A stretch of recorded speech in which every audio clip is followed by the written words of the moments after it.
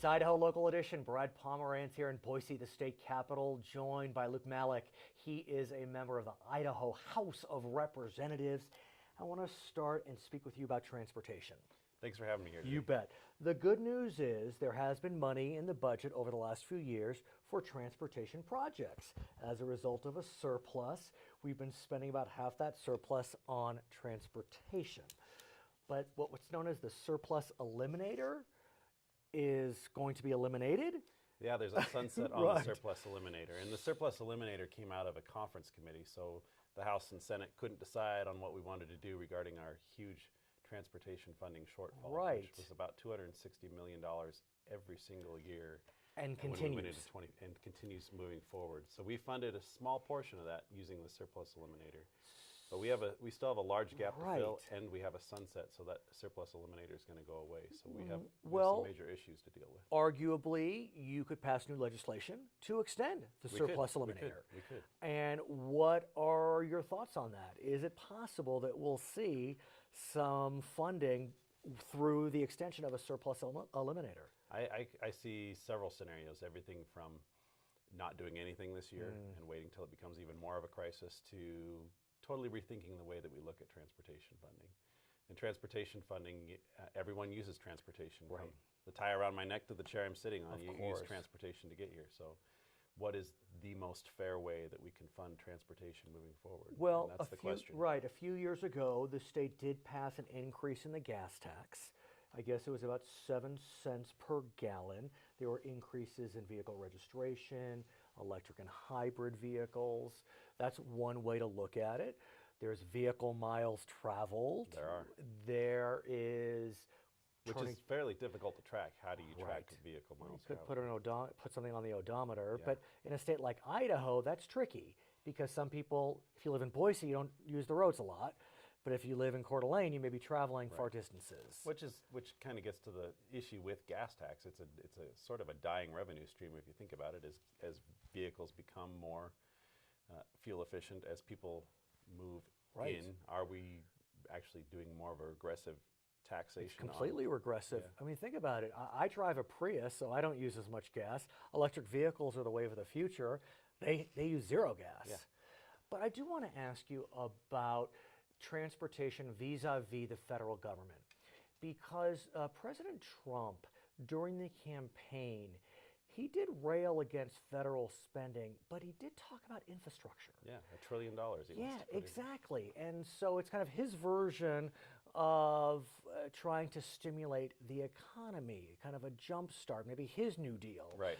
And so the question is Idaho ready to jump on that bandwagon? I don't know if he's looking at maybe a state-federal match, or that's a traditional formula. He's not a traditional guy. Yeah, What do you well, think? I'm very interested to see in what will be part of this transportation Right. idea that he has. I mean, $1 trillion into transportation. Huge. First of all, it's needed. Right. Second of all, how you structure that is going to be fascinating, I think. Speaking about the federal government, I want to talk about the Affordable Care Act. You know, it's funny, I was reading that some people don't realize the Affordable Care Act is the same as Obamacare. They like the Affordable Care Act, they don't like Obamacare. And so we don't know what's going to happen with the Affordable Care Act and Obamacare. A lot of uncertainty. A lot. But what's so interesting about Idaho, unlike other red states, we'll call them, Idaho started its own exchange, and that exchange is successful. One of the most successful in the country. Exactly. Over 100,000 people are on the exchange. But Idaho didn't expand Medicaid, and you have this gap of 75,000 or so. So Idaho's in a really interesting situation. Yeah. It's a double-edged sword when we Right. talk about the Affordable Care Act. Again, you have the uncertainty, and nothing prohibits action like uncertainty. Oh, yes. On the one hand. On the other hand, we have been saying for 8 years, stop federal government, let us do things the way we know how to do them well here in the state of Okay. Idaho. And we have some good models for increasing outcomes for patients and making sure that we're driving down costs. The Right. number one issue on my constituents' mind is the cost of healthcare. It's bankrupting Right. them. But the challenge, though, even though the Idaho exchange has been successful, if one is on the Idaho exchange, it's likely you're getting a federal subsidy. I mean, I think 90% of the people on the exchange get that federal subsidy.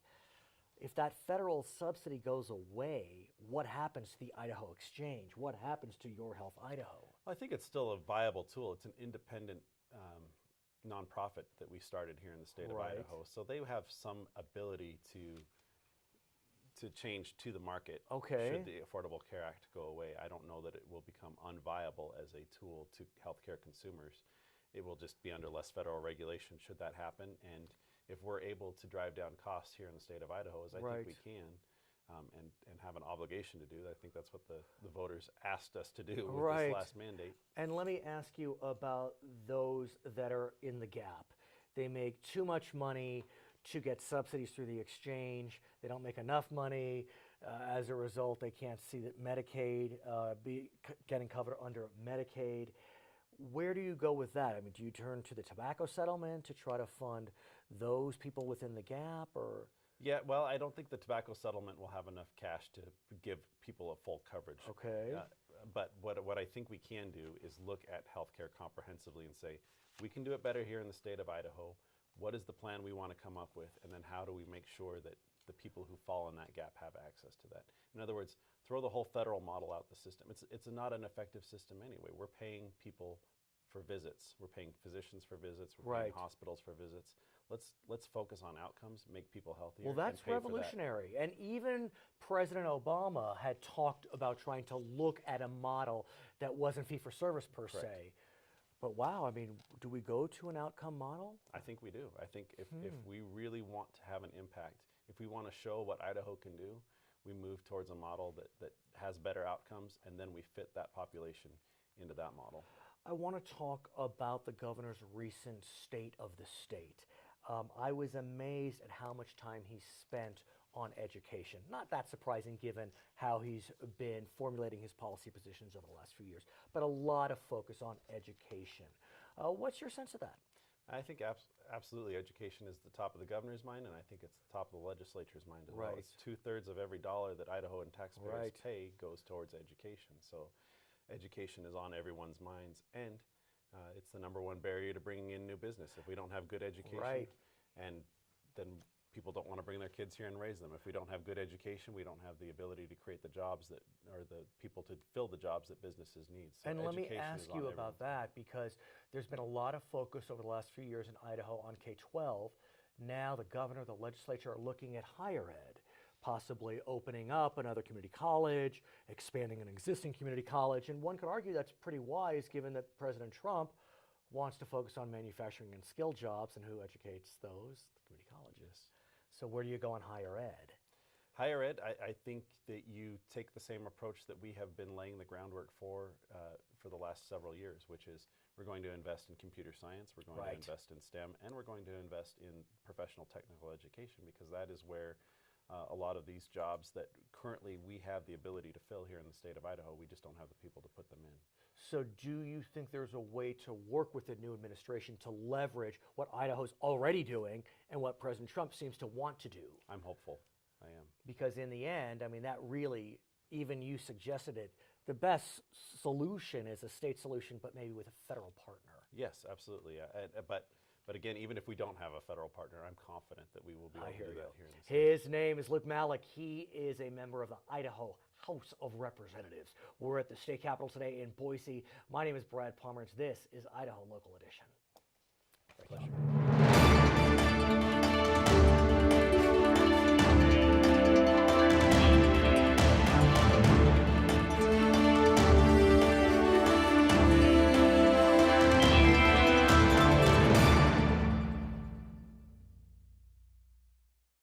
Learn more about your community, your state, your nation on Spectrum Local Edition. Local Edition is Spectrum's community news program featuring local area leaders, elected officials, and the people who are working to make a difference here in Idaho. Check your Spectrum guide for details on airing dates and times. It's all for you, it's all about Idaho, and only on Spectrum. Spectrum Local Edition, interesting topics from interesting people.